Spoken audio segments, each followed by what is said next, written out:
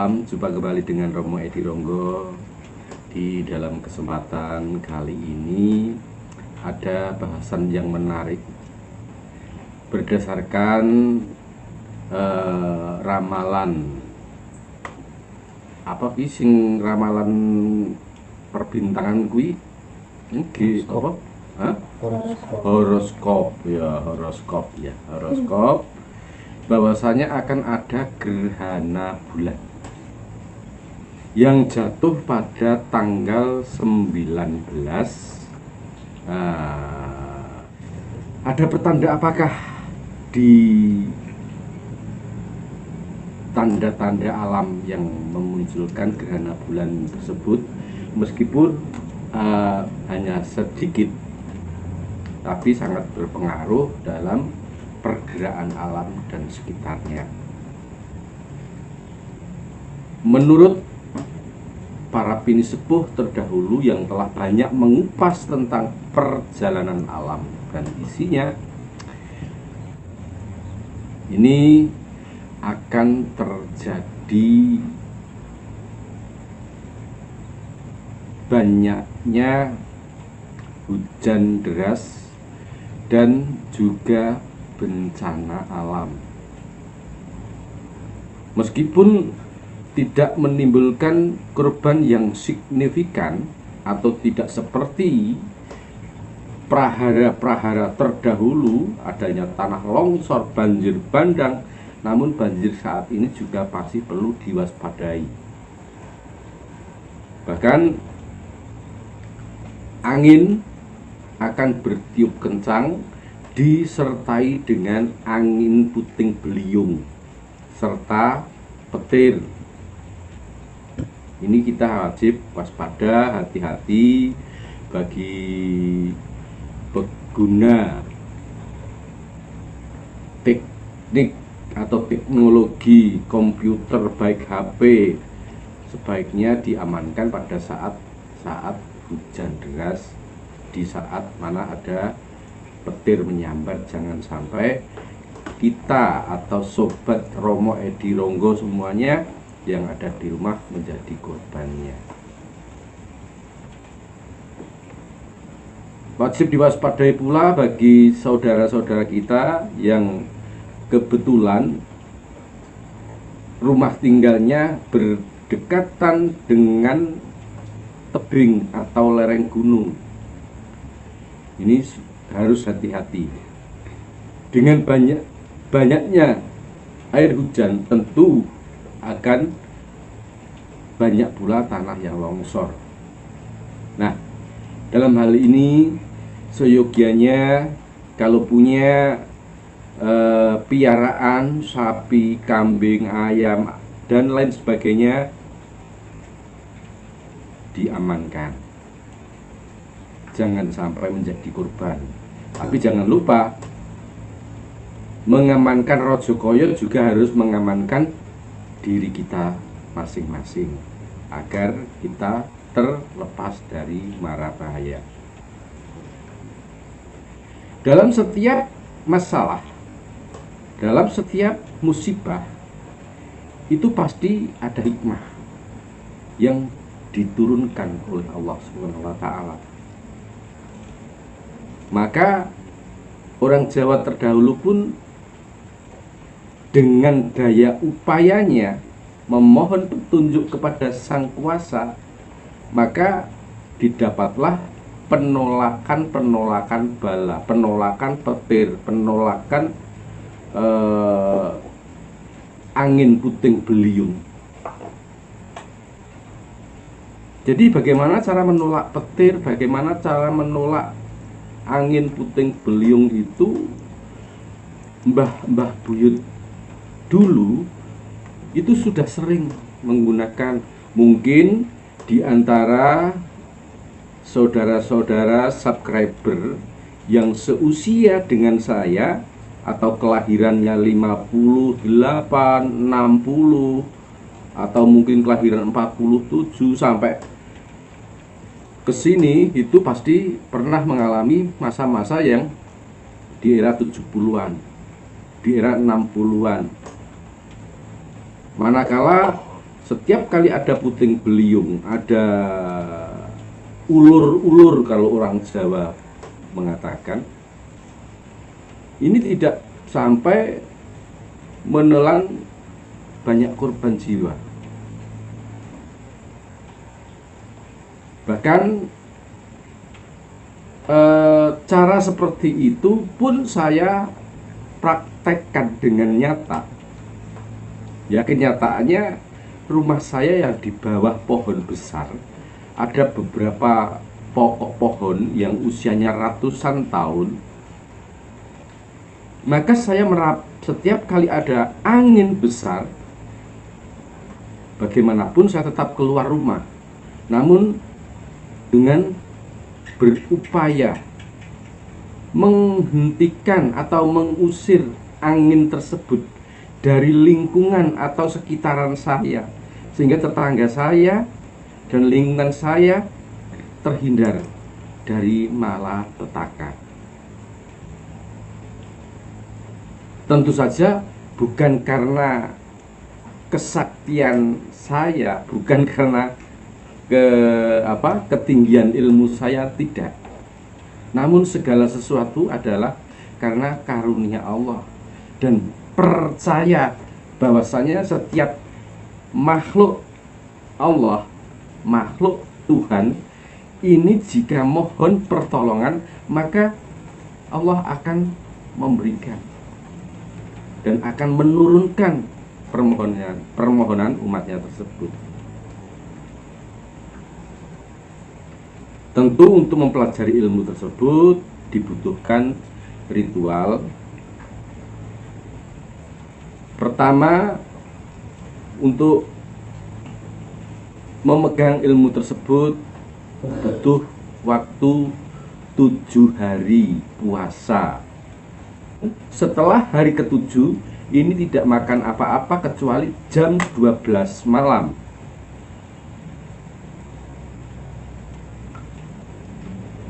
Lalu setelah jam 12 malam itu kita membaca doa. Doanya seperti ini. Perhatikan baik-baik agar tidak salah dalam ucapan. Bisa dicatat dan hafalkan, karena doa ini tidak akan saya ulangi. Bismillahirrahmanirrahim. Duh Gusti, kula nyuwun pitulungan. Jasad kula kagungan panjenengan, nyawa raga kula kagungan panjenengan. Boten wonten kegiatan ingkang ngungkuli panjenengan. Kun fayakun, dadi sak sabdaning sun. Pun hanya itu. Lalu setelah kun fayakun, baca lagi kalimat asyhadu alla ilaha illallah wa asyhadu anna muhammadur rasulullah. Allahu akbar. Nah, ini namanya doa pemantapan tekad, memasukkan zat Allah ke dalam diri kita. Cukup sekali itu. Kuncinya adalah yakin. Jadi seperti tadi, tidak saya ulangi ya. Lantas setiap kali ada angin besar, setiap kali ada angin besar,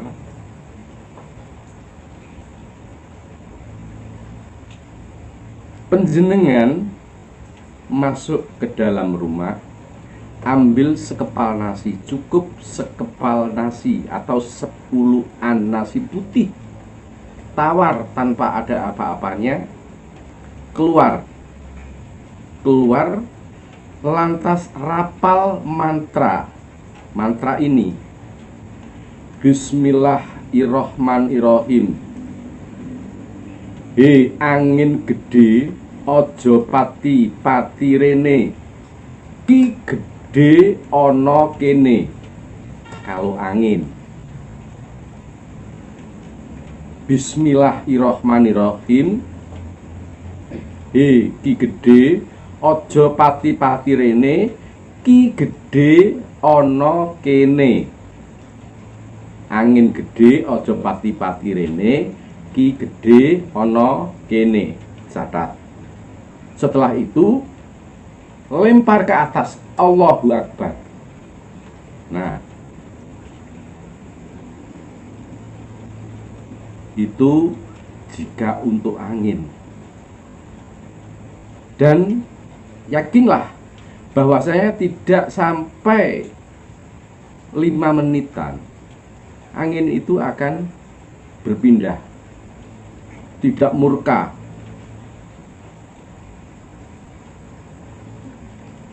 Kalau penjenengan tahu tempat tinggal saya pada saat angin besar berpusing atau berputar, itu Anda akan ngeri, karena pepohonan itu seperti menari-nari dan tangan-tangannya melambai-lambai seperti tangan raksasa yang akan mengambil mangsanya. Maka saya pun keluar dan merapalkan doa seperti itu. Alhamdulillah, berkat pertolongan Allah, angin itu pun sirna. Lantas bagaimana jika yang terjadi itu guntur, petir yang saling menyambar? Sangat menakutkan sekali pada saat kita asik-asiknya nonton TV, pada saat ada sepak bola atau tontonan yang lainnya, tiba-tiba hujan disertai angin dan petir, mau mematikan pesawat TV. Rugi, nggak bisa nonton bola. Tapi kalau dinyalakan, bahayanya nanti kalau tersambar petir, kadang bukan hanya pesawatnya, namun seisi rumah.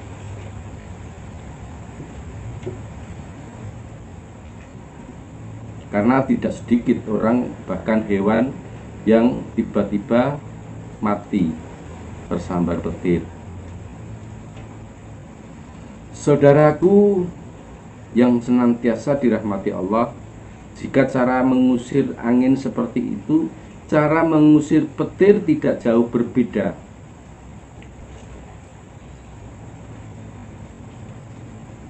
Kalau angin tadi, Bismillahirrohmanirrohim, angin gede ojo pati-pati rene, ki gede ono kene. Langsung nasi satu kepal tadi atau satu kepalan tadi dilempar ke atas genting, ke atas genting rumah kita. Lantas untuk petir bagaimana? Hampir sama. Dengan adanya petir saling menyambar, kita masuk rumah, mengambil segenggam atau sepuluhan nasi, kita bawa keluar, baca rapal Bismillahirrohmanirrohim. Aku anak turune begede selo, ojo pati-pati rene, yen ora kepengin kena siku denda Allah. Nah, Bismillahirrohmanirrohim. Aku anak putune begede selo, ojo pati-pati rene, yen ora kepengin kena siku denda Allah. La ilaha illallah Muhammadar Rasulullah. Lempar masih ke atas genting. Insya Allah dengan kekuatan iman penjenengan kepada Sang Maha Pencipta, tidak lama kemudian, tidak sampai 2-3 menit, Anda akan mendengarkan seolah-olah petir itu berpindah dengan bersuara bergemuruh, geluduk, duduk, geluduk, geluduk, geluduk, geluduk, geluduk. namun di ujung sana akan terdengar lagi suara yang lebih keras daripada yang ada di dekat kita. Namun kita selamat. Saudaraku, ilmu ini sangat sederhana, tanpa mantra yang sulit, karena bisa diterjemahkan di bahasa Jawa. Khususnya orang Jawa sangat paham, yang rumahnya berdekatan dengan sawah, di pinggir gunung, itu pasti akan pernah mendengar ini. Yang dimaksud Ki Gede dan Begede Selo ini adalah tokoh yang sama, diambil dari kisah ketika Ki Ageng Selo menangkap Bledek di Kraton Demak Bintoro pada masa itu. Dan saat Bledek ini terbebas, dia bersumpah serapah tidak akan mengganggu anak cucu keturunan Ki Ageng Selo.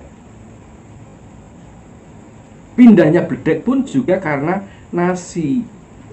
Jadi sedikit saya kupas tentang cerita Ki Ageng Selonya menangkap Bledek itu ya.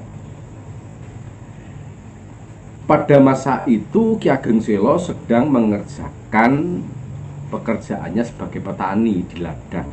Tiba-tiba turun hujan disertai petir dan menyambar Ki Ageng Selo. Secara spontanitas terkejut, Bledek atau petir tersebut ditangkap ularnya, dipamerkan di alun-alun kerajaan Demak Bintoro, sehingga tersohor Ki Ageng Selo nyekel Bledek. Nah, karena yang tahu belum begitu banyak, akan dijadikan tontonan di alun-alun, Bledek ini dimasukkan ke dalam kerangkeng.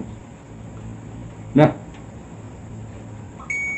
pada saat tertentu datanglah seorang nini-nini atau orang tua perempuan yang sowan kepada penjaga, tolong ya nak, saya disuankan kepada ingkang sinuwun Kanjeng Sultan Demak Bintoro, karena sampai saat ini, setua ini, saya belum pernah melihat yang namanya Bledek. Saya akan kasih makan kalau ketemu dengan membawa nasi satu puluhan kecil. Nah, karena ini orang tua, perempuan, dianggap tidak berdaya, maka si hulu balang atau prajurit tadi menghantarkan sampai ke tempat di mana Bledek tersebut disambar.